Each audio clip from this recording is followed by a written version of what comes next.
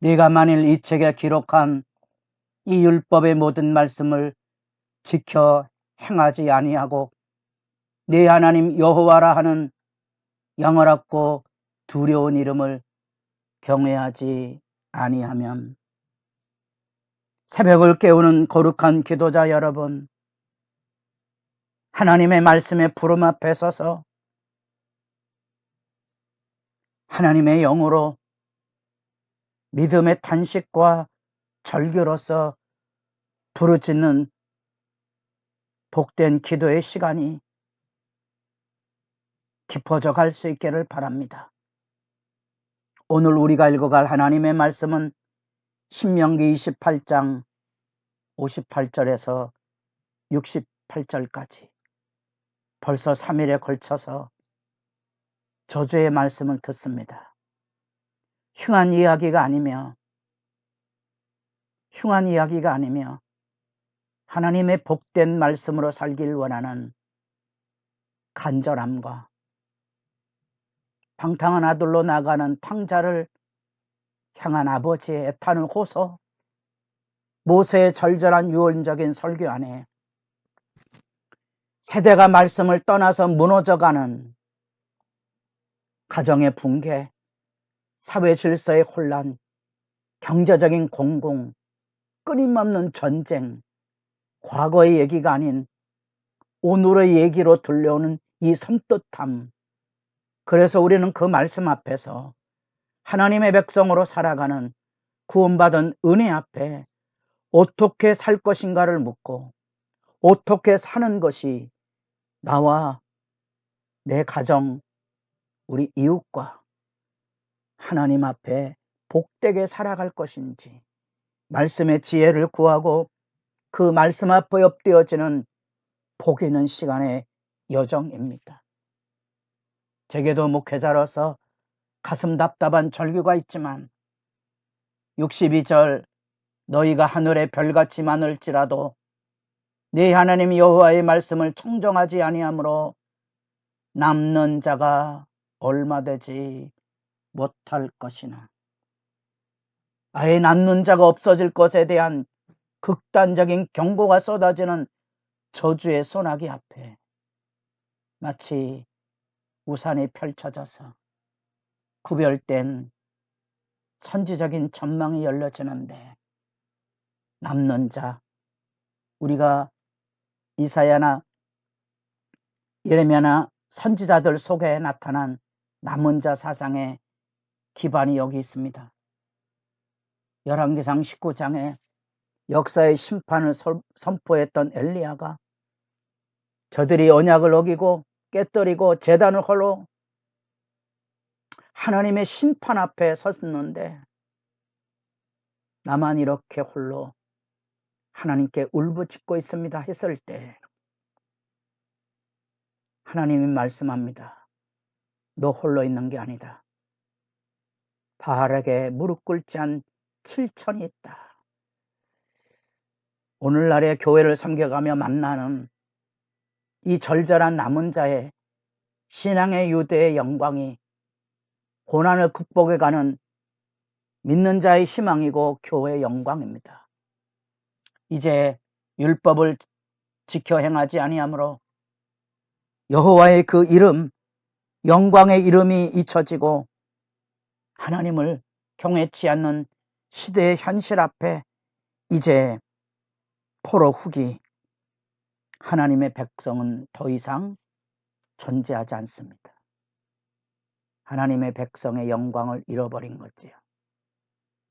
하나님과의 관계가 깨어진 것입니다. 이제는 애굽에 내렸던 징벌처럼 동일하게 이스라엘이 하나님 백성이 아니기에 그 죄의 징벌이 그 위에 쏟아져서 그들은 멸망하고 목석을 섬기는 자리로 떨어지게 될 것이고요. 애굽의 재앙보다 무서운 애굽의 모든 질병이 내 몸에 들러붙다. 이제 우리 몸 안에 이 재앙에 가중되어서 나타날 것을 이야기해 주고 있고, 그것이 바로 하나님의 백성으로서의 영광과 신분을 잃어버린 자기 땅에서 뽑혀 가나안 추방을 일깨워 주고 있는 더 이상 하나님의 백성이 아니기에 평안도 없고 벌벌 떨고 눈이 새하여지고 정신도 산란할 올빠진 사람처럼 무너져가는 하나님의 백성의 권리의 상실, 탕자의 비유에 재산을 가지고 먼 타국으로 갔지만 기근이 오고 방탕해서 돼지 취업 열매로 생존을 해야만 되는 그 삶의 모습이 그와 같고, 신앙이 무너져서 교회가 악인들의 행포에 어두워져가는 현실, 세상 사람보다 못한 악의 횡포가 자행되는 현실을 잘 그려줘서 배나도 눈물로 하나님 앞에 엎드려지게 하는데, 그 저주의 공포 아래 이제 그들은 애굽으로 돌아갈 수밖에 없는 삶의 자리, 그 길로 너를 애굽으로 끌어가실 것이라.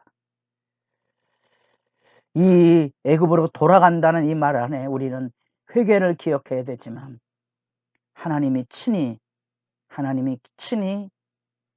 율법의 심판, 언약이 깨어진 저주로서 그들을 채찍질 하실 것인데, 어디에 희망이 있습니까? 아침에는 저녁이 되었으면 좋겠다. 저녁에는 아침이 되었으면 좋겠다. 더 이상 내일이 없는 절망의 나락에 신음하는 인간의 비참함, 죄의 굴레로서의 멍에 앞에 신음하는 고통스러운 현실들을 잘 그려주고 있습니다. 그런데 그것은 큰 재앙이 우리에게 오래 지속될 것에 대한 눈물 나는 현실들을 여기 보여줍니다. 그래서 더 이상 희망이 없고, 너희가 너희 몸을 적군에게 남녀 종으로 팔려하나 너희를 살 자가 없으리라. 이제 종살이도 할 수 없는 비참한 나락에 떨어진 아픔들이 그곳에서 쏟아지는데, 68절 여호와께서 너를 배에 싣고 내가 다시는 그 길을 보지 못하리라 하시던 그 길로 너를 애굽으로 끌어갈 건데, 이건 종살이도 아니에요. 그냥 버려진 땅에 짐승처럼 내 동댕이 치절 비참한 삶의 현실을 보여주고 있습니다.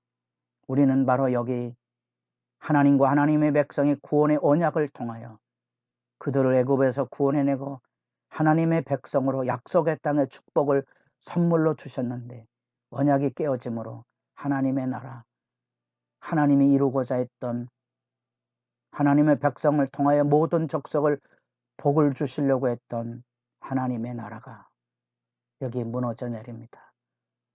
어쩌면 무너져가는 교회를 붙들고 눈물을 쏟아 울부짖는, 어쩌면 복음을 전하는 자리, 이웃을 구제하는 자리, 말씀을 가르치는 자리, 하늘의 찬양을 열어가는 삶의 자리, 믿음의 사람들이 곳곳에서 결국은 어둠의 세력 앞에 자리를 지키지 못하고 쫓겨나가는 절망의 순간들이 떠올라 마음 아픈 현실들이 여기 있습니다. 하나님의 백성이란 영광을 잃어버렸기에 이제 가나안 땅에서 추방을 당하되 돌이나 나무를 섬기는 우상 섬김에 전락돼버린 비참한 아픔 앞에 우리는 하나님께서 자기 백성을 구원으로 이끄시고 영광의 자리로 초대하셨던 이 출애굽기의 영광이 이제는 하나님의 백성들에게 역사의 퇴행이 돼서 다시 애굽으로 돌려지고 있는 그런 비참함. 우리가 주 안에서 하나님의 말씀을 바르게 지켜 행하지 못하게 되면 마태복음 23장에 종교적인 타락상에 대한 저주가 쏟아지는데 바로 그들이 이 만행을 저지르는 주범이 되고 있는 거죠. 교회가 가난하고 약한 자들의 멍에를 굴러 씌우고서는 약탈의 공동체가 된다는 섬뜩한 경고가 그곳에 담겨져 있습니다. 여러분, 주님의 교회를 섬기십니까? 앞장서서 선한 일에 열심하시기를 바랍니다. 사람들을 손가락질하고 비난하고 다투고 싸우지 마시고 교회를 심판의 자리에 끌어가는 어둠의 사람이 되지 마시고 하늘의 빛과 은총의 삶의 자리로 인도하는 일에 여러분의 삶이